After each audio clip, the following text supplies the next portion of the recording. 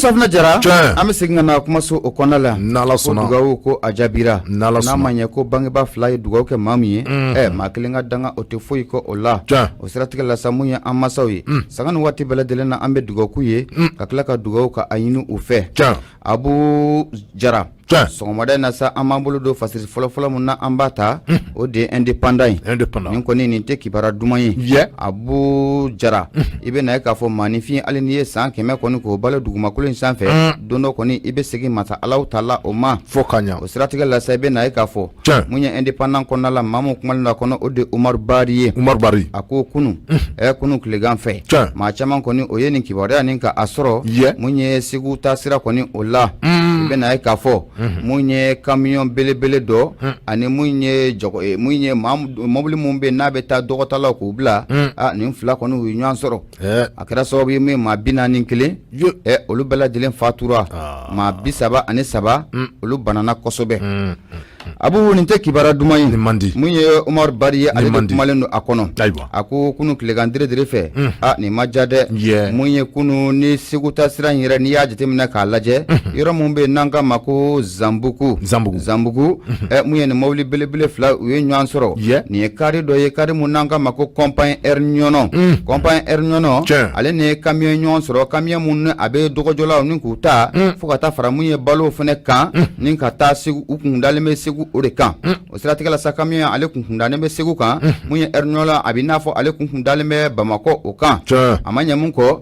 nin mobili belebele fila u ye ɲɔgɔn sɔrɔ o sabu kɛ mun ye camion ba ye a yira k'a fɔ ko mun ye camion ba ye ko ale ɲɛfɛ pinɛ ko o cira a ma ɲɛ mun kɔ a kɛra o ye koyi nin mobili belebele fila u nana ɲɔgɔn sɔrɔ Abu a ma ja dɛ a kɛra sababu ye mun ye maa 41 ni k'olu bɛɛ lajɛlen ni fatu mun ye chauffeur fila yɛrɛ olu bɛɛ lajɛlen fana fatura wa mun ye wagati min na nin baara in na a kɛra Abu maa minnu banana u ye fɛɛrɛ ni dabali kɛ joona protection civile maaw ka wuli ka jɔ o kɔnɔna la olu y'u kunda hôpital min bɛ Ɲanakɔrɔ fɔnba n'ale bɛ Segu ani maa minnu bɛ yen ko Ala ka wele kɔni a ser'u ma nin siraban kasara o la u y'o olu bɛɛ lajɛlen su ta ni ka taa n'a ye nin dɔgɔtɔrɔ kofɔlen na n'o bɛ hôpital Ɲanakɔrɔ fɔnba n'o ko o kofɔ fasiriba ka fɔ la mun ye Umaru Bari ye a ko waati mun na nin baara in na a kɛra tiɲɛni kɔni na a kɛra mun ye Segu gouverneur yɛrɛ sa n'o ye Alassane Traoré Turamagan ale ye fɛɛrɛ ni dabali bɛɛ lajɛlen kɛ fo ka taa fara mun ye mairie baarakɛlaw kan ani politikimaa caman fo ka taa se mun ye hali an ka minisiriw caman kɔni o ma kɛrɛnkɛrɛnla minisiri mun bɛ yen sa n'ale ka baara ɲɛsinnen don sirabanko ma n'o ye madame Danbele Madina Sisoko a ka ja ko a fana ye sen bɔ kɔnɔkɔrɔ joona kunun ka nin yɔrɔ ka a sɛgɛrɛ u bɛɛ lajɛlen kɔni taara u ka dusumakasi ni ka a yira k'a fɔ nin sira in kɔni sanga ni waati bɛɛ lajɛlen na ko mun ye gɛlɛya kɔni ko a bɛ taa mun ye mobili u sɛgɛrɛ nin sira in kan u bɛ na ye k'a fɔ mobiliw bɛ accident ka ca sira in kan fo k'a fɔ ko a ka ca u ye tasibila kɛ ka ɲɛsin furu ma ka tila k'a ɲini ko ni Ala sɔnna ma ko mun ye nin accident juguba mun na a kɛlen filɛ nin ye ko sɛgɛsɛgɛli kɔni ko a bɛna boloda ko jɔn ne jo t'a la mun ye n'o y'a sɔrɔ Air Ɲɔnɔ n'ale jo t'a la walima n'o y'a sɔrɔ mun ye camion batigi ko ale kɔni jo t'a la nka a mana kɛ cogo o cogo maaw de fatura wa malidenw kɔni fatura an bɛ jigin dugawu de kɛ Abu Ala ka ɲiniw la Ala ka yafa k'u ma amina rabi o tɛ bete k'a dɔn k'a fɔ hali ni sɛgɛsɛgɛli kɛra nin kɔni kɛra ji bonnen min ni a cɛ man di nka an bɛ min de kɛ sa o de ye sarakabɔw ani duwawudenw ye an bɛ duwawu de kɛ maa minnu fatulen filɛ nin accident in senfɛ kunun an bɛ duwawu kɛ ko Ala k'u dayɔrɔ suma Abu kunun accident in yɛrɛ senfɛ i bɛ na ye k'a fɔ ko mun ye an yɛrɛ baarakɛ ɲɔgɔn fɛnɛ o kun b'a la mun ye Aissata Jara n'i y'a jateminɛ k'a lajɛ a bɛ journal mun bɔ sa an k'o ma ko journal Action mun ye o directrice o don o bɔlen kɔfɛ min ye radio Bamakan o animatrice fɛnɛ o don n'o ye Aissata Jara ye kunun nin siraban kasara la ale kun b'a la wa mun ye masa in ka wele kɔni a sera ale ma o siratigɛ la sa kunnafonidila bɛɛ lajɛlen kɔni tɔgɔ la an bɛ tasibila kɛ ka ɲɛsin mun ye an kɔrɔmuso in ma n'o bɛ Aissata Jara o kofɔ ko Ala ka yen kusaya ma ni ɲa ye n'Ala sɔnna Abu i bolo don an ka taa bete an bɛ duwawu kɛ an balimamuso n'o ye Aissata Jara ye duwawu kɛ sanga ani waati vraiment Ala ka dayɔrɔ suma ani a tɔw kelen fɛn o fɛn ni Ala ye u ni minɛ o la ni accident senfɛ an bɛ duwawu kɛ ko Ala k'u dayɔrɔ suma bete ka dɔn k'a fɔ Bubakari Tarawele ni an bɔra o kɛnɛ kɔnɔ ne bɛ na don indépendant kɔnɔ Bubakari ka dɔn k'a fɔ ko kunungo an da sera nin kɔrɔfɔ kelen ma fɛn min bɛ yen ni o bɛ tali kɛ CNT la Conseil national de la transition a ye ka dɔn k'a fɔ ko a annulation ko min ni a kun fɔra k'a bila ka kunungo mardi kɔnɔ ni o kun ye kunungo tarata don ye a bina fɔ ko o bɔ mɛ a ma parce que b'a ka fɔ la ni o de Musa Sayon Kamara ale y'a yira indépendant kɔnɔ k'a fɔ ko cour suprême olu kɔni kun kan ka jaabi min ni a kun kan ka bɔ kunun ko kunun ko jaabi bɔ ko o bɔra a ma ka dɔn k'a fɔ ko a bilalen bɛ ka alamisa nata in k'o kɔnɔ parce que b'a ka fɔ la ko fɛn min bɛ tali o sini ko fɛn min bɛ tali kɛ CNT la CNT min bɛ kabini jamani ni o ye IBK coup d'état kɛlen ka dɔn k'a fɔ min ni o sigira hali n'a y'a sɔrɔ gɛlɛya caman donna a sigili kɔnɔna na ka dɔn k'a fɔ maa min bɛ bi ni o de ye premier ministre ye n'o ye docteur Choguel Kokala Mayiga ye i ka dɔn k'a fɔ ko ale kɔni olu ni u ka tɔnjɛkulu bɛɛ lajɛlen ka dɔn k'a fɔ waati tɛmɛna ko u ye ngwara belebele ta ka CNT sɛgɛrɛ ngwara in dakun kun ye mun de ye o de k'a fɔ ko nin CNT min ni a sigilen filɛ nin ye faso cɔ a la i ka dɔn k'a fɔ ko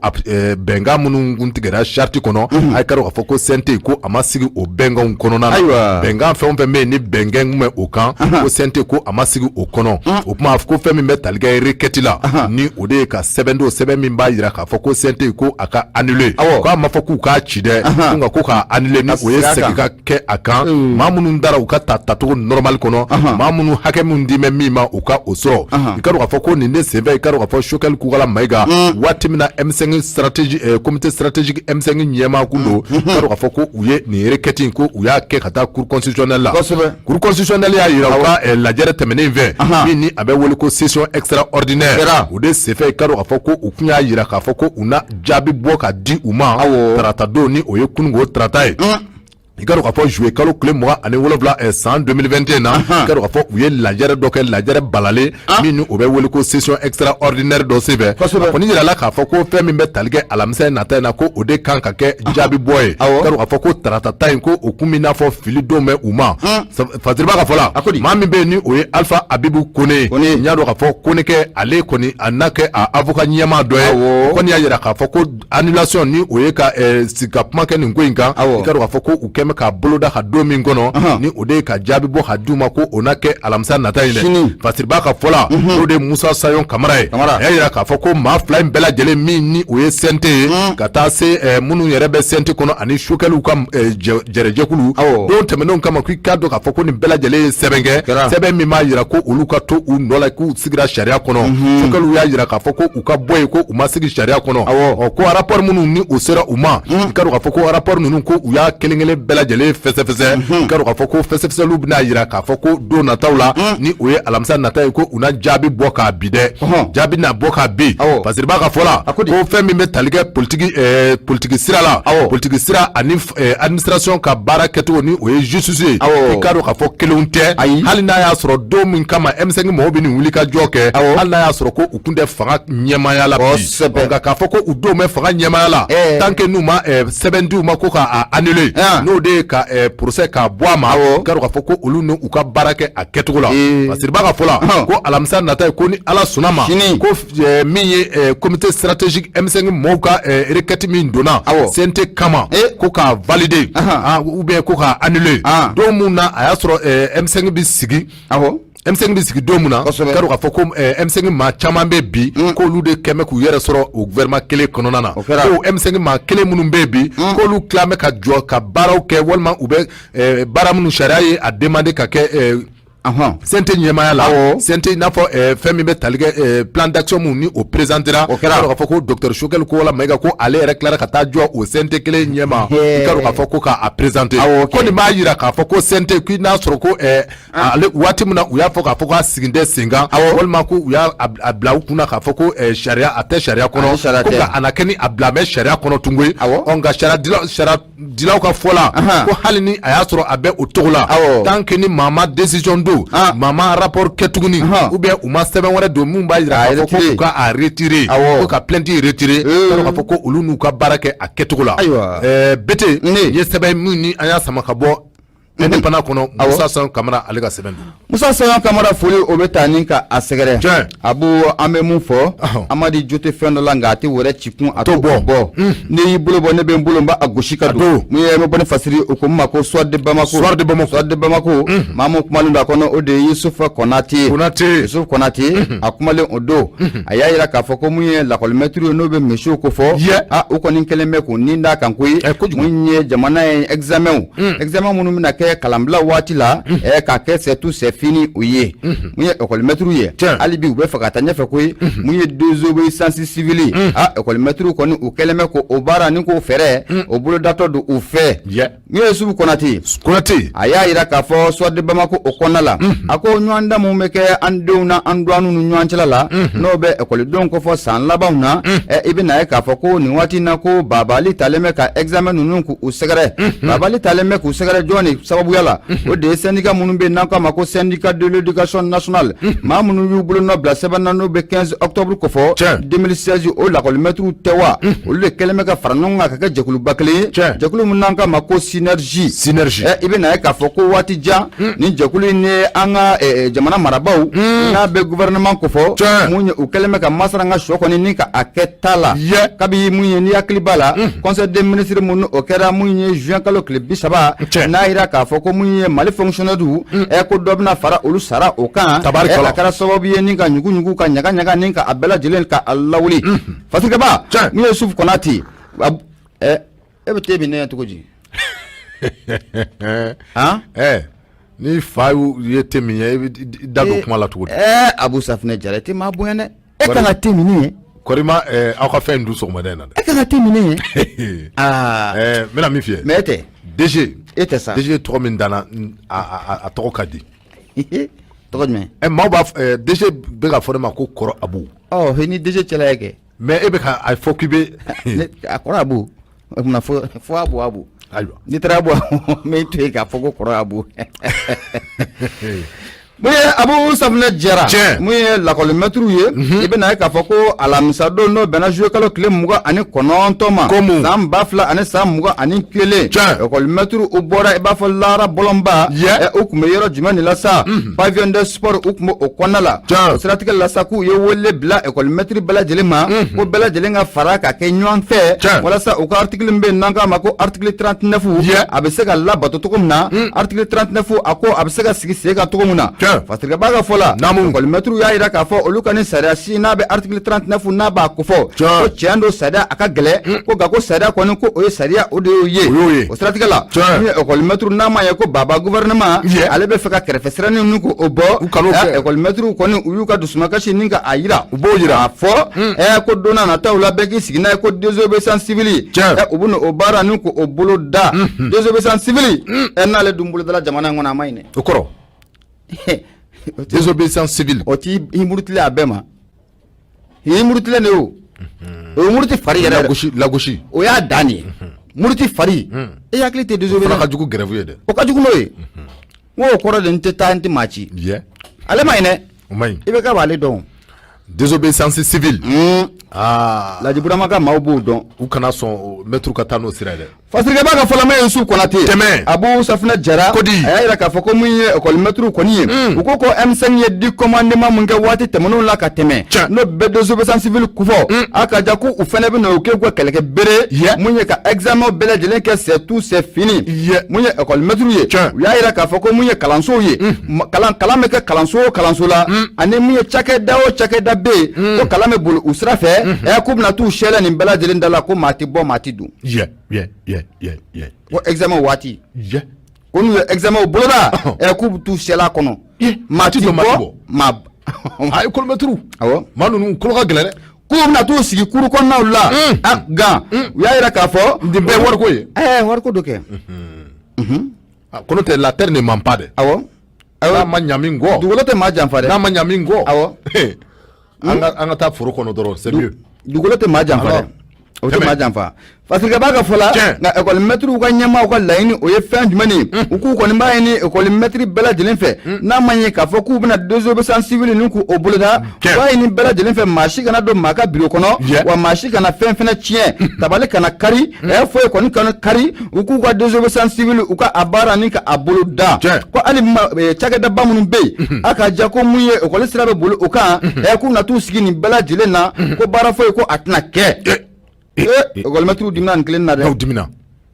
parce que baka fola ni duye ko ndete mena ka lajɛ mun ya an ka jamana gouvernement ale be fɛ ka bɔ ni kɛrɛfɛ sirani mun ye o de ka wele bila école maître minnu be n'olu ye kɛyɛrɛ école maître ye n'an ko ma ko enseignant privé o bɛna wele kɔni ka a bila olu ma olu bɛ se ka taa baara ninnu ko o bolola cogo min na o siratigɛ la sa ko ni école maître kɔni faga école maître de bɛ bɔ a kɔnɔna la min ye synergie maaw ye a ka ja olu ni mun ye école maître minnu be nin waati na Abu Safinɛ Jara n'u ka baaraw bɛnnen don min ye privé kalanni ye o bɛna sɔn ka u école maître ɲɔgɔn k'olu janfa wa ka tugu gouvernement ko wa ko ɲininkali to min ko a bɛ sigi parce que b'a ka fɔ la min ye Yusufu Konate a y'a yira ko ni dunya jateminɛ k'a lajɛ mun ye waati tɛmɛnenw na maa minnu bɛ k'a fɔ ko olu ye école maître ye n'olu ye kɛyɛrɛ ye école maître ye n'u bɛ école privé la waati tɛmɛnenw na k'u ye kalo 10 ɲɔgɔnna kɛ waati min na ni hakili b'a la covid ma an fɛ yan olu misiw ye kalo 10 kɛ mun ye sara kɔni a t'u ye baba gouvernement ko a ma sɔn k'i kɔfilɛ o la n'a ma ɲɛ ko fana bɛ nin cogoya la tan olu école maître olu k'u miiri baba gouvernement ye fɛn mun k'u la ka tɛmɛ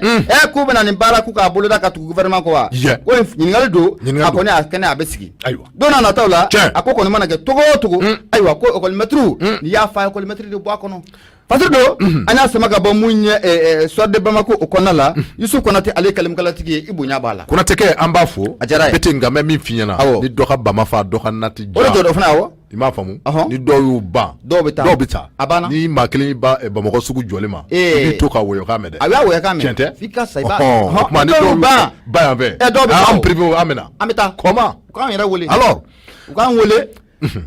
u bɛ a tɔgɔ bɔlen filɛ Bura wele ka ne yɛrɛ wele an bɛ taa surveillance la kojugu a ma ban wa Bɔkari Tarawele bete k'a dɔn k'a fɔ n bɛ bolo bɔgɔ ka don n bɛ bɔ ni sɛbɛn min ni o cogoya ko Nouvelle Horizon o ko di i k'a dɔn k'a fɔ fɛn min bɛ tali kɛ docteur Choguel Kokala Mayiga la gouvernement ɲɛmaa i k'a dɔn k'a fɔ ko a kumana négociation ko kuma min ni o ye sigikafɔ min ni a kun laɲinina waati dɔ la jadi ɲɛmaa minnu bɛ yen jadisi ɲɛmaa minnu bɛ yen ni o ye Amadu Kufa ani Yadi Agali i k'a dɔn k'a fɔ ko laɲini min kun kɛra waati tɛmɛnenw na i k'a dɔn k'a fɔ ko ka sigikafɔ kɛ n'o ye i k'a dɔn k'a fɔ docteur Choguel Kokala Mayiga a kumana a kan dɛ Choguel Kokala Mayiga fasiriba ka fɔla ni o de ye Toguna Tarawele a y'a yira k'a fɔ ko an bɛ don min na komi bi ko jɔrɔna min bɛ Maliden la jɔrɔna min bɛ Maliden bɛɛ lajɛlen na ka taa se Mali faamaw ma a ka jamana minnu bɛ an senkɔrɔ ni u bɛ k'an dɛmɛ n'u bɛ wele ko partenaires a ye ka dɔn k'a fɔ ko o hami min bɛ maaw la bi ko min kɛn bɛ ka suna tigɛ maaw ɲɛna a ko ye nin jadi maaw ka taabolow ye fasiriba ka fɔla ko an bɛ don min na komi bi kabi kɛlɛ in daminɛna ka se fɔ bima ka dɔn k'a fɔ maa dama min ni o fatura k'a daminɛ civiliw la ani militaires ni o ye golomasiri tabaw ye ka taa se maaba caman ma ani dégâts matériels n'o ye maaw bolomafɛnw i ka dɔn k'a fɔ taa ka segiw gwɛlɛya domaine bɛɛ lajɛlen na k'a sababu kɛ jadima ɲɛmaa minnu bɛ olu ka wulikajɔ sababu ye fasiriba ka fɔla ko ɲininkali min bɛ yen k'o de ye ka ɲininkali kɛ k'a fɔ ko yali sigikafɔ a n'a kɛ ni Amadu Kufa ani Yadi Agali ye wa ko ɲininkali tɔ min de bɛ yen ko fasiriba ka fɔla fɛn min bɛ tali kɛ docteur Choguel Kokala Mayiga la ale kɔni y'a yira k'a fɔ ko conférence d'attente nationale min ni o kɛra i ka dɔn k'a fɔ ko o se bɛ ko kɔrɔfɔ in ko a ji janyana i ka dɔn k'a fɔ ko bɛn taara kɛ min na k'o de ye ka sigikafɔ kɛ ni nin cɛ fila in ye denni na bɛnkɛ de kan o ma kɛ a kɛra n y'a dɔn maa min tɛ fɛ ko mɛn a kulo la yɛrɛ o ye a tɔgɔ bɔlen filɛ janfa alimami de ye an bɛna an ka taa fasiriba ka fɔla ko fɛn min bɛ tali kɛ nin sigikafɔ in na i ka dɔn k'a fɔ docteur Choguel Kokala Mayiga a kɔni y'a yira k'a fɔ ko nin ye haminanko ye bi wa don tɛmɛnenw na a ye waati min na a tɛmɛna CNT ɲɛkɔrɔ kunun walima kunun na sini i ka dɔn k'a fɔ a y'a yira o kelen fana kɔnɔ a ka plan d'action kɔnɔ k'i ka dɔn k'a fɔ ko nin sigikafɔ ko kuma kelen nin ɲininkali kɔni kɛra Choguel Kokala Mayiga la dɛ docteur Choguel Kokala Mayiga k'ale kɔni y'a yira k'a fɔ ko fɛn min bɛ tali kɛ jamanadenw hamina i ka dɔn k'a fɔ jamanaden bɛɛ lajɛlen bɛnna hakilila min kan n'o ye sigikafɔ ye a ka dɔn k'a fɔ ko u na a boloda koyi fasiriba ka fɔla ko fɛn min bɛ tali kɛ Choguel la yanni ale kana maa fɔlɔ min kun bɛ premier ministre la ni o ye Mokutari Wani ye i ka dɔn k'a fɔ ko nin kɔrɔfɔ kelen in ko a sɛmɛna a la dɛ Mokutari Wani ko ale fana y'a yira k'a fɔ ko fɛn min bɛ tali kɛ sigikafɔ la ko a ka kɛ ni u ye ka d'a kan denni i n'a fɔ i y'a fɔ cogo min na o mun ni o kɛra ko y'a yira k'a fɔ ko sigikafɔ ka kɛ ni maa fila ninnu ye i n'a fɔ ko o n'a kɛ sababu ye Bamanji wale min ni a taa bɛ ka jamana a camancɛ bolo kɔrɔbɛ bolo haka ja ka se fɔ Bamakɔ yanfan ma yan i ka dɔn k'a fɔ ko a na kɛ sababu ye ka se ka olu dabila koyi a banna Fasiriba ka fɔla ko nka ko Mali dɛmɛbaa dɔ bɛ yen k'a fɔ anw kan bɛ jɔn ma dɛ, i n'a fɔ Fasiriba y'a fɔ cogo min na, i n'a fɔ yɛrɛ y'a fɔ cogo min na, n'o de ye janfa alimami ye, n'o de ye la Faransi ye, k'a fɔ ko Faransi international, ayi k'a k'a fɔ ko olu kɔni k'olu y'a yira k'a fɔ ko sikafɔ man ka kɛ ni jadima ninnu ye, k'a k'a fɔ ko min kan ka kɛ ni u ye, k'a k'a fɔ ko kɛlɛ de bɛ kɛlɛ ban, ko wa ko kɛlɛ fura ye kɛlɛ ye dɛ. Faransi ka laɲini filɛ nin ye. Nin tɛ jinɛkan ye, kɛlɛ de bɛ kɛlɛ ban, kɛlɛ fura ye kɛlɛ fura ye. Olu ka otage minnu minɛna kɛlɛ de y'o ban. E ko nin tɛ an nɛgɛn dɔ ye. Olu ka otage minnu minɛna kɛlɛ de y'o ban. N ko an nɛgɛn dɔ don. K'a jɔ an ka dɔmɛ. Fasiriba ka fɔla ko Dr Choguel Kokola Mayiga a kɔni y'a yira nin kɔrɔfɔ in senfɛ, i ka dɔn k'a fɔ ko wa ko négociation ko u n'a kɛ koyi, i ka dɔn k'a fɔ ko nka taabolo minnu bɛ yen walima groupe armé wɛrɛ minnu bɛ yen, accord d'Alger a y'a fɔ cogo min na, sikafɔ ko u na a ɲini koyi, ɔ ni sikafɔ ni o ɲinina maa minnu bɛ yen sa ni olu ma sɔn ka taa sikafɔ sira kan, i ka dɔn k'a fɔ ko u ni min ka kan ko u na ta ka olu sɛgɛrɛ dɛ. Fasiriba ka fɔla n'o de ye Tuguna Tarawele, ale kɔni y'a yira k'a fɔ ko fɛn min bɛ tali kɛ CNT la, i ka dɔn k'a fɔ ko a kɔnɔna na o don na, i ka dɔn k'a fɔ ko nin ɲininkali kelen busanmisɛn gɔnna Dr Choguel la. Choguel ko a y'a yira k'a fɔ ko jamanadenw ye min fɔ ni o de fɔra DN kɔnɔna na, n'o de kɛra dialogue national attente kɔnɔna na, ko u na baara kɛ ni jamanadenw ka hakilina ye dɛ. Fasiriba ka fɔla ko Dr Choguel Kokola Mayiga a y'a yira k'a fɔ ko don nataw la k'u na o wulikajɔ bɛɛ lajɛlen boloda, i n'a fɔ min bɛ tali kɛ fɔka bɛɛ ani kɛlɛ a bɛ se ka sabati ani malidenw cɛ. Maliden jumɛn ko don? Maa minnu bɛ yen ni u bɛ ka wele ko jahadi ɲɛmaaw dɔ bi, i ka dɔn k'a fɔ ko maliden dɔw don i n'a fɔ an yɛrɛw dɛ. O tuma ko ni fɔra ko sigikafɔ ka kɛ ni u ye, ko tɔgɔ si kelen na k'olu tɛna ban ka o waleya kɛ dɛ. Fasiri filɛ nin ye, an ye min bɔ Nouvelle Horizon kɔnɔ, Tuguna A Tarawele ale ka sɛbɛn don. Tuguna A Tarawele a foli o bɛ taa ni ka a sɛgɛrɛ. Radio ye Nura FM ye 94 tɔmi murumuru 5, nɛgɛjuru sira 76 33 43 03 76 33 43 03. Abu Safinɛ Jara ne y'i bolo bɔ ne bɛ n keleku. I tɛgɛ don. Mun ye le wagadu n bɛ bɔ ni ale ye. Kodi. Ni n bɔra ni le wagadu ye. Nin y'a bɔ ko 103 ye. Bi uti kalo tile 4 san 2000 san 21. Abu Safinɛ Jara. A bɛ taa fɛn dɔ bɛnnen bɛ jatigi la. Dunan n'i y'a kɛ i bɛ dugu ka a bila. Yani mun ye an bɛ don min na i n'a fɔ bi. Le wagadu olu le kumalen don dɛ. U y'a jira k'a fɔ waati tɛmɛnenw na. Nin waati ye. Den caman kɔni kan k'i hakili jagabɔ kosɛbɛ. Cɛba dɔ kɔni o tɛmɛna mun ye an ka minisiri so mun kun bɛ n'o ka baara bɛnnen don mun ye dugujukɔrɔ ko ka kuran ani ji ni ka a yɛrɛkɛ k'a daminɛ san 2008 la ni kana bila san 2011 la ko adamaden bɛɛ lajɛlen tanuni o kana bila k'i saya ko o makɔnɔ dɛ n'o ko fɔra a bɛ maa jɔn ko fɔ o de Mamadu Igor Jara. Mamadu Igor Jara i jɔ n kɔrɔkɛ don i soma don wa kojugu Mamadu Igor Jara sɔn soma a banna nin ye n kɔrɔkɛ ye sɔn soma nin ye direct de koyi kan'a fɛ ko i bɛ munumunu foyi don nɔ alors Mamadu Igor Jara dankɔrɔba i soma don a kala mun bɛ n kɔrɔkɛ kan juma don wa tɛmɛ n'a ye. Fasirikɛba ka fɔlɔ mun ye Abudaramani Sisoko ye. Sisoko e y'a jira k'a fɔ ko Mamadu Igor Jara. Kodi. Waati tɛmɛnen na wagati mun na a tun bɛ énergie du Mali o kunna.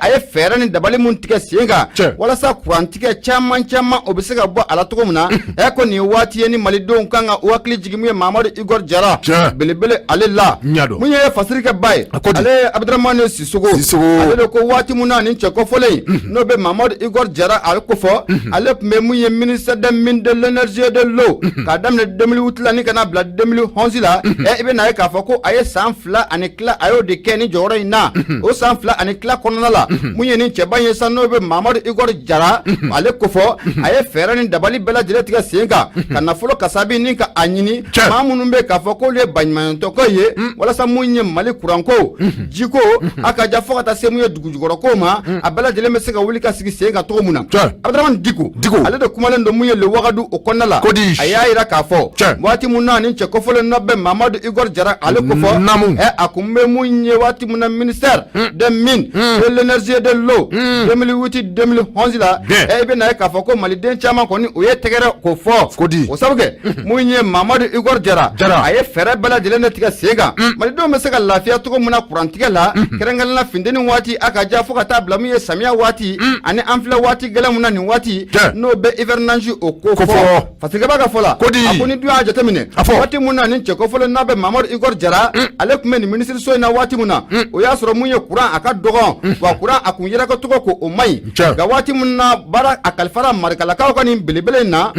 a ye baara kɔni ka a ta ka baara misɛnnin caman kɛ dugu ma o baara ko a nana ye sanfɛ a ye baara fɔlɔ jumɛn de boloda mun ye énergie du Mali a ye fɛɛrɛ dabali bɛɛ lajɛlen tigɛ sen kan énergie du Mali ale bɛ se ka tilen cogo min na ko sabu o kun kɛlen bɛ sosofagala o ye tabarikala sigaba ka fɔ la mun ye Abdramane Sissogo o siratigɛ la sa k'i bɛ na ye ka fɔ nin cɛ kofɔlen a ye wuli ka jɔ o kɛ ka taa nafolo ko o ɲini 2008 2011 la an minnu bɛ k'a fɔ ko olu bɛ se ka an dɛmɛ ka nafolo ɲini walasa kuran san 2 ani tila malidenw y'o bɛɛ lajɛlen kɛ lafiya la waati mun na ni cɛ kofɔlen n'a bɛ Mamadu Igor Jara ale ko fɔ a ko waati mun na Mamadu Igor Jara a ye énergie du Mali ni ko o sigi sen kan a ma da o dɔrɔn ma dɛ a taara banque min bɛ n'an ka ma ko banque islamique pour le développement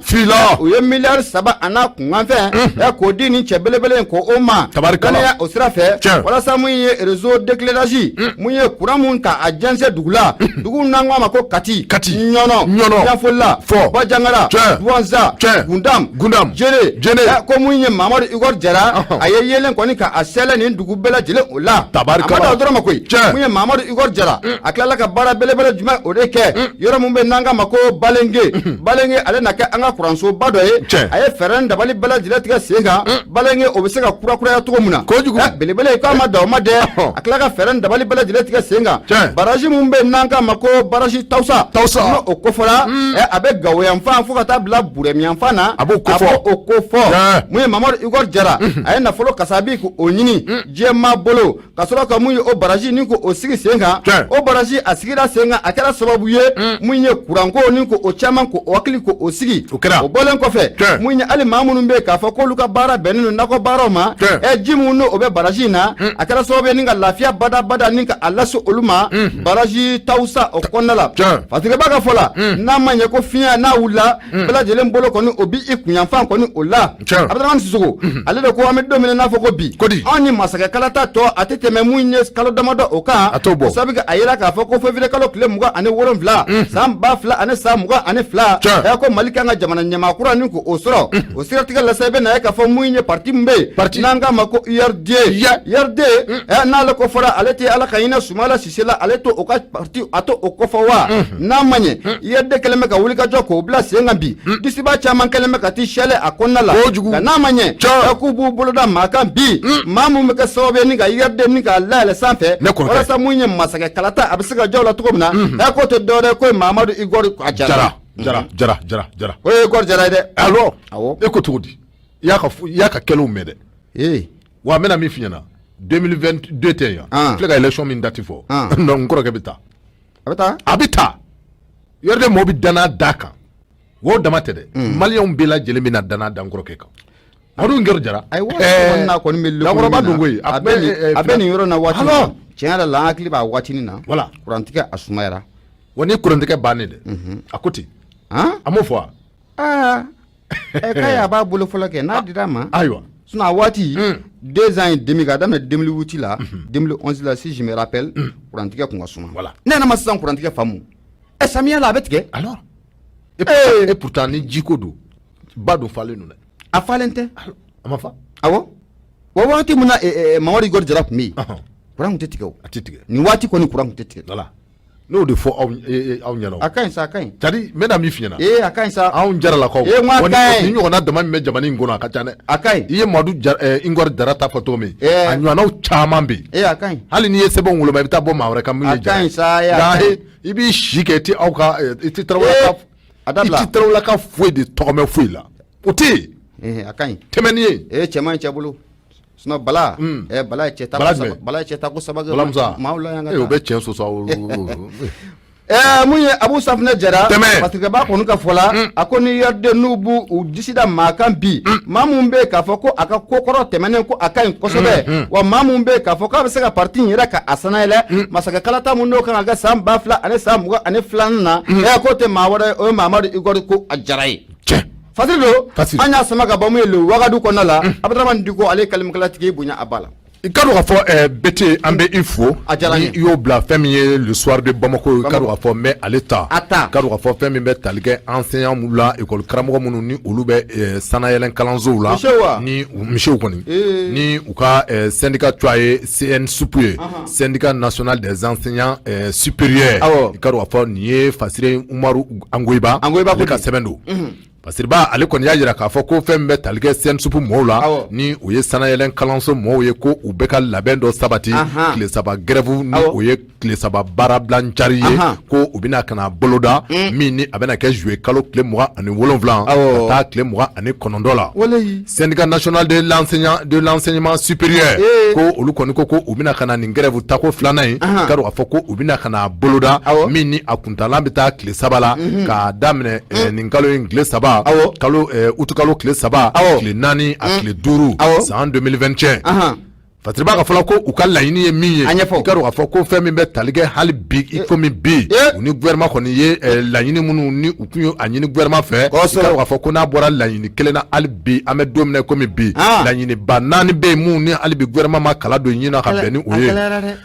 Fasiriba ka fɔla k'u ye ɲininkali kɛ telefɔni sira fɛ maa min na o de ye Abdul Mayiga ye Dr Abdul Mayiga i ka dɔn k'a fɔ ko o ye CNSUP o ye o secrétaire général ye a y'a jira k'a fɔ ko olu ni gouvernement cɛ i ka dɔn k'a fɔ u ye grève kunfɔlɔ min kɛ i ka dɔn k'a fɔ ko ale tun bɛ tali kɛ point 5 kan o point 5 na i ka dɔn k'a fɔ ko point min bɛ yen ni gouvernement kɔni sɔnna o ma k'o ye point 1 ye o point 1 ti dɔwɛrɛ dɛ k'o de ye k'a fɔ ko maa 59 min ni o tun ye u ka baarakɛlaw ye minnu ni olu bɛ wele ko les travailleurs contractuels i ka dɔn k'a fɔ ni olu tun tɛ faso ka bolo kan i ka dɔn k'a fɔ ko ka fɛɛrɛ ni dabali bɛɛ lajɛlen tigɛ ko ka olu dɔw fonction publique kɔnɔ o baara min filɛ ko gouvernement kɔni ko u y'o kɛ ka d'a kan maa 40 ani maa 8 i ka dɔn k'a fɔ ko u ye concours organiser olu ni ɲɔgɔn cɛ i ka dɔn k'a fɔ ko olu kɔni ko olu bɛɛ lajɛlen passer o la maa 11 dɔ min ni olu tora i ka dɔn k'a fɔ ko u y'olu ta kɛ reclassement ye ni o de ye ka se ka u catégoriser ten nɔ papiers kan i ka dɔn k'a fɔ ko o tuma maa bɛ se k'a fɔ k'a fɔ ko o point fɔlɔ min filɛ o ye k'o ɲɛnabɔra Fasiriba ka fɔla ko Dr Abdul Mayiga a kɔni y'a jira k'a fɔ ko point minnu bɛ yen ni ka dɔn k'a fɔ ni u ma bɛn o la n'olu de na kɛ sababu ye u ka baara bilancari kɛ tile saba kɔnɔna na i ka dɔn k'a fɔ ko o dɔ bɛ ta mun na k'o de ye k'a fɔ ko signature immédiate de l'ordonnance ni o ye ka tɛgɛnɔ bila kɛ sɛbɛn na sɛbɛn min kɔnɔna na ni u ka grille indiciaire n'o ye k'a fɔ ko sara kunfɔlɔ a kan ka daminɛ point minnu na o de ye 755 850 ni o ye sara daminɛ indice ye sara labanw n'o ye i mana taa retraite mansuruyaw la i ka dɔn k'a fɔ i kan ka taa retraite la k'i to indice min na k'o ye 1555 walima 1650 Fasiriba ka fɔla ko u ye laɲini min fana kɛ o de ye ka se ka san 2 k'o fara retraite si kan maa minnu bɛ yen ni olu ye enseignant chercheurs ye maa minnu bɛ yen ni olu ye maître de conférence ye maître de recherche i ka dɔn k'a fɔ professeur ani directeur de recherche i ka dɔn k'a fɔ ko ka san 2 fara olu ka retraite kan o tumana u k'a dɔn k'a fɔ ko denmisɛnw tɛ yan u denw bɛ yan dɛ a fɔ nin bɛɛ ye kɛlɛ kun bɔ u denw bɛ yen a dɔw bɛ yen ni comprimé yɛrɛ tɛ u tɛ se ka foyi kɛ bilen Fasiriba ka fɔla ko point filanan ye min ye ni u ma bɛn ɲɔgɔn na Mali kɔni a y'a jira k'a fɔ ko o ti dɔwɛrɛ dɛ l'application immédiate de la prime de recherche ko o ye ka tɛgɛnɔ bila kɛ sɛbɛn na sɛbɛn min b'a jira k'a fɔ u bɛ ɲinini minnu boloda kalanko yɛrɛ bunakun kan ko faranga min ni o kan ka kɛ n'o ye prime ye i ka dɔn k'a fɔ u ni wari min ka kan ko ka o fara u ka teliya la ko ni o ma kɛ ko i ka dɔn k'a fɔ ko ninnu ye sababu ye sababu mun ni olu na kɛ sababu ye ka se ka u bila grève la dɛ Fasiriba ka fɔla point sabanan ni u ma bɛn ɲɔgɔn na o la o ye le paiement immédiat et intégral des arriérés i n'a fɔ wari kɔrɔ minnu ni o ye sara kɔrɔ minnu ye minnu bɛ wele ko heure supplémentaire n'o ye baara hakɛya min ni kan k'o kɛ n'i y'o kɛ ka don waati wɛrɛ kɔnɔ min ni o bɛ wele ko heure supplémentaire ka dɔn k'a fɔ ko gouvernement kan k'o sara u ye kabini san 2016 ka se 2017 ma wari minnu bɛ yen ko olu ma sara gouvernement fɛ fɔlɔ 2020 ka se 21 ma i ka dɔn k'a fɔ ko o wari minnu bɛ yen o tɔrɔmɔ jɔn minnu bɛ u ni gouvernement cɛ i ka dɔn k'a fɔ ko hali bi ko u kɛn bɛ k'u sen da nin bɛɛ lajɛlen kan ko ninnu bɛɛ lajɛlen ye sababu ye min n'a to olu na grève k'a boloda Fasiriba ka fɔla ko u bɛ don minɛ komi bi point sabanan naaninan tɛ dɔwɛrɛ dɛ n'o ye dernier point Mali kɔni ko a y'a jira k'a fɔ ko syndicat minnu bɛ yen ni o ye école karamɔgɔ minnu bɛ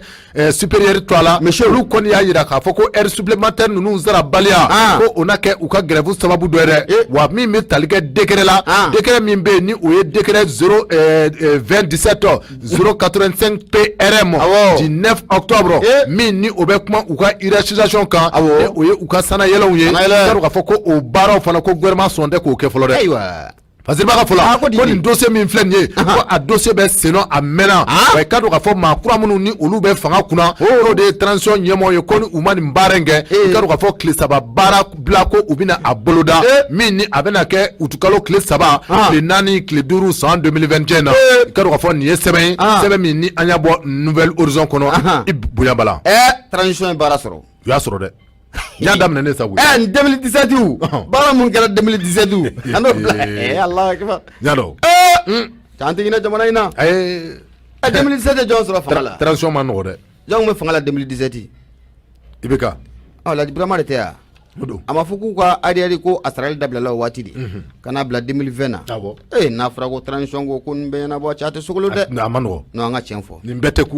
ka ɲɛnabɔ non nin bɛɛ tɛ ko nakun tɛ nin bɛɛ ye o non nin bɛɛ tɛ nakun dabɔra mun kama transition ye waati min ye kosɛbɛ a man ka i da don nin bɛɛ la wa mɔgɔw kana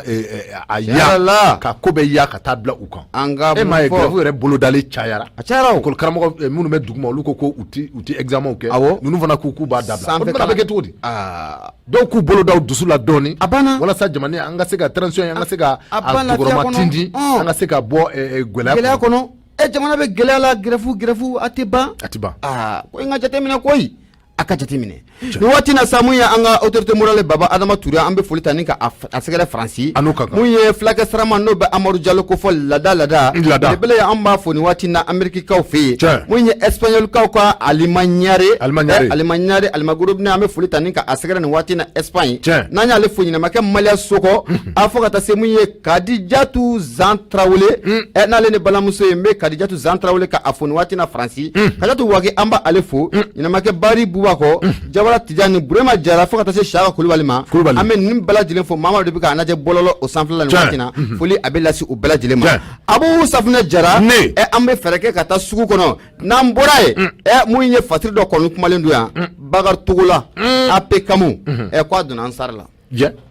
ka taa sugu kɔnɔ fɔlɔ kan an bɛ segin ka na kumaso kɔnɔna la radio ye Nura FM ye 94.5 laseli o bɛ kɛ ka bɔ Jalakɔrɔjikaw fɛ yen nɛgɛjuru sira 76 33 43 03 76 33 43 03 nin waati na sa mun ye tanti Valeri Mayi n'a bɛ tanti Ajaratu Tarawele ko fɔ an bɛ foli ta ni ka a sɛgɛrɛ nin waati na Genzu n'an y'a ale fo sa mun ye Jean François ye ale y'a jira k'a fɔ ko nin waati na ko min ye Jɛnɛkaw fɛ yen k'i bɛna ye k'a fɔ ko dugumisɛnninw ko menace talen bɛ k'u bɛɛ lajɛlen k'u sɛgɛrɛ nin waati na Bamantu o fɛ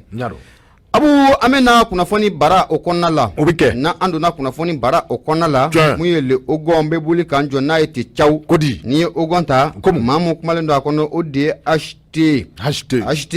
a ko an ka taa Ansardine International an ka taa o kɔnɔ n'a a ko fɔra a t'an ka karamɔgɔ belebele in ko fɔ wa Yabani Basanga kɔlɔci kɔlɔ a bɛ ale de ko fɔ i bɛ na ye k'a fɔ mun ye Serifikɛ a ka ni jɛkulu min bɛ n'an k'a ma ko Ansardine International ko maa dɔ donna a kɔnɔ dɛ Disiba o don Bakari Togola Bakari Togola jumɛn a bɛ kan Bakari Togola kɛ ale don Bakari Togola kelen Bakari Togola kelen Sɛnɛkɛlaw ka APCAM ɲɛmaa kɔrɔ ale don a kɛra Ansardine maa ye o na kɛsa kɛ alors Ala ka ɲɛ ka d'a ma jɔn bɛna min f'i ɲɛna ni maninfinw gɔnɔ gɔnna an bɛ ko caman kɛ dɛ voilà nin bɛɛ ye fura dɔw ɲini dɔ ko dɔw an bɛ dugawu kɛ Ala ka ɲɛ ka d'a ma tɛmɛ mun ye HT ale de kumalen don o kɔnɔna la a ko a bɛɛ n'a ta mun ye Bakari Togola a kɔni a bɔra mun ye kaso o la a ye nafolo kasabi dɔ de sara o kɛra sababu ye ni ka a bɔ kaso la APCAM ɲɛmaaba in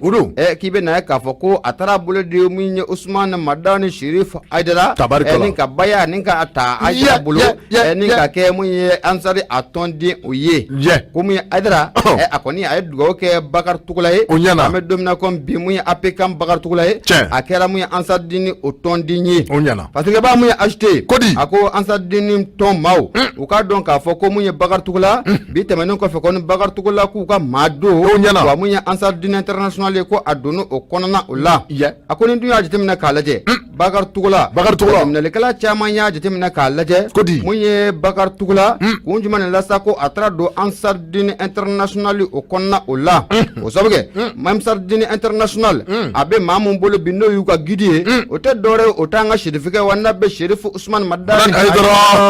Yabani o tɛ ale kofɔ wa o conseil islamique du président do ɲɛmaaba o don mun ye Yabani ye ale kɔni ye maa ye a tɛ kuma ni ka nɔgɔ to a la togoya si la wa mun ye Yabani ye i bɛ na ye k'a fɔ ko sanga ni waati bɛɛ lajɛlen na jamana maracogo jugu a b'i da de don a la k'a bɛɛ lajɛlen kolo n'a bu k'o bɔ ɲɔgɔn na Yabani maa don k'a fɔ ko mun ye ka kuma ka dogo wa a tɛ kuma ko o dogo parce que b'a ka fɔ la i bɛ na ye k'a fɔ ko disiba mun filɛ ka ti Isɛlɛ mun ye Ansardini international a kɔnɔna la nin ye jɛgɛ belebele kojugu n'an k'a ma ko Bagartugula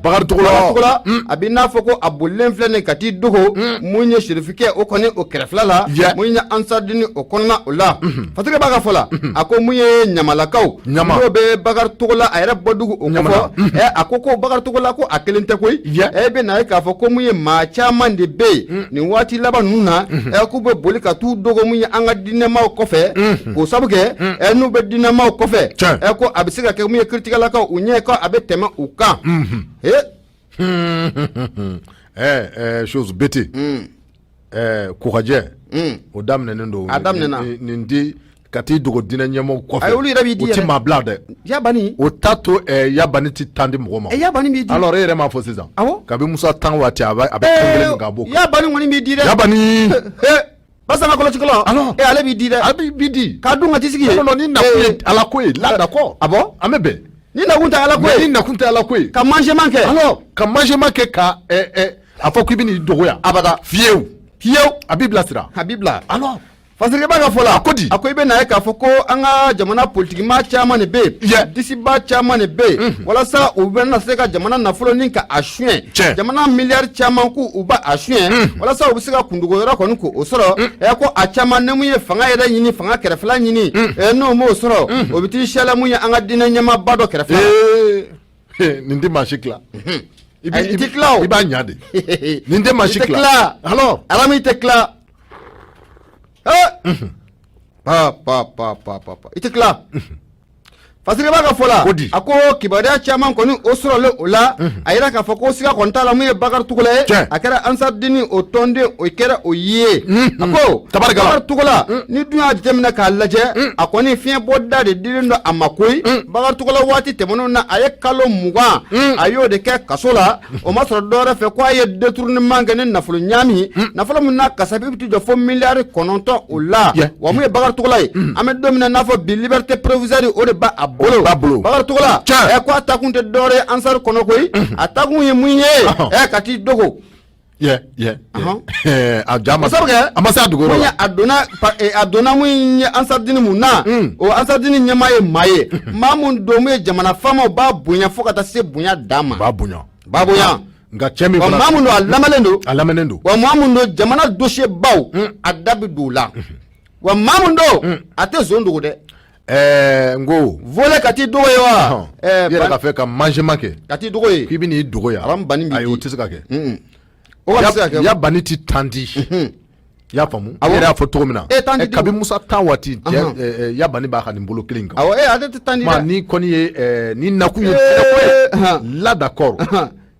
a bɛ bɛn nka ni nakun tɛ diinɛko ye fo ka ca mangement kɛ fan dɔ fɛ yan fɛ k'i bɛ n'i dogo yan ko walasa ne k'i sutura i tɛ sutura ye bamananw b'o fɔ ko ni sama bɛ maa min ɲɛ ko ngɔmi t'i gosi o tɛ nin ye dɛ ngɔmi b'i gosi o tɛ nin sira kan n'ala cɛ fo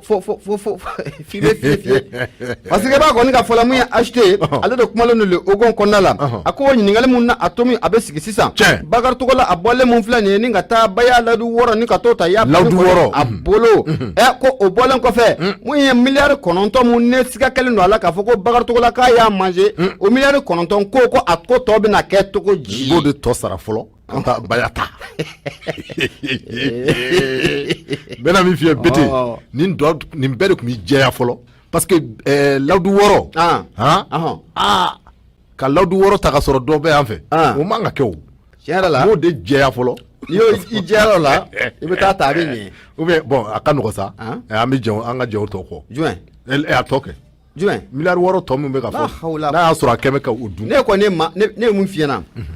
cɛ o cɛ de i ye jamana in nafolo dun ala ka kɛ jolikuru i kɔnɔ donc changement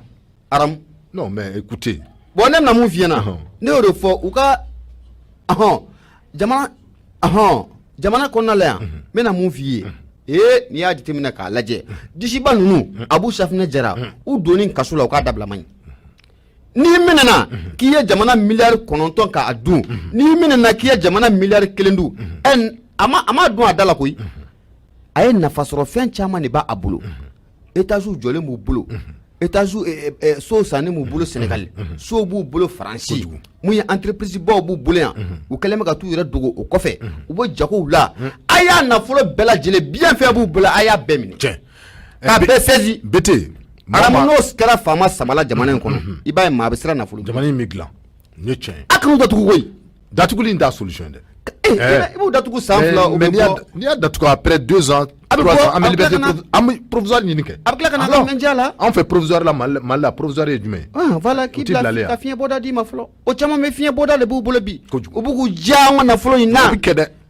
biɲɛ mun b'u bolo a y'a bɛɛ minɛ mobilibaw bɛ san k'a bɛɛ di foro bɛ labɛn kɔɲɔmusow bɛ furu denw bɛ bila ka taa kalan na o y'a sɔrɔ an tɔw bɛ yɔli la aramu kɔgɔ bɛ nin ka n'an fa ala jamana kɔni a nafolo dunba ala kana barika don i bolo don an ka taa bete ka dɔn ka fɔ ne bɛ n tɛgɛ don n bɛ bɔ ni indicateur du renouveau ye ka dɔn ka fɔ ka kɛ ni u ka bi bɔli ye a Jabate ale ka sɛbɛn don ka dɔn ka fɔ ko an ka taa 4e arrondissement la dɛ maa dɔw bɛ yen minnu ni olu ye présumé voleurs ye ni a bɛ n'a fɔ denmisɛnnin suɲɛ ko u nɔ donnen bɛ a la ni maa minnu bɛ yen ni u bɛ ka denmisɛnninw suɲɛ a ka dɔn ka fɔ ko tɛgɛ dara u kan dɛ parce que i b'a ka fɔ la ko fɛn min bɛ yen ni o cogoya ye NT ani NK i ka dɔn ka fɔ nin ye cɛ kamalen fila ye kamalen fila minnu ni polisiw kɔni ye u tɛgɛ da u kan ko nin kɛra taratadon kalo tile 27 san 2021 a kɛra Bamakɔ commune 5nan na parce que i b'a ka fɔ la ko fɛn min bɛ tali kɛ commissaire principal Ibrahima Kebe la i ka dɔn ka fɔ a n'a ka cɛdenw waati min na kunnafoni ko a dara u tulo kan a ka dɔn ka fɔ ko u ye